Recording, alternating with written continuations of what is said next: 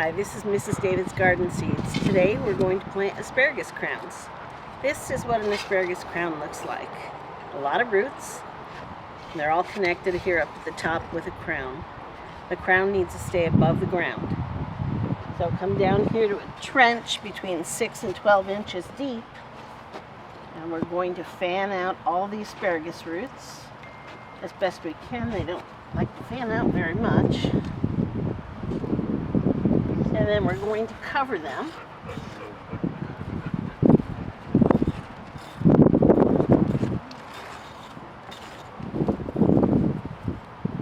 Right on up to the crown, which is what attaches them together. And that's how you plant asparagus crowns. Asparagus crowns are 2-year-old asparagus roots. Once these are planted, you need to wait an entire year before you harvest. So next spring of 2023, these will be ready to harvest. And that's it.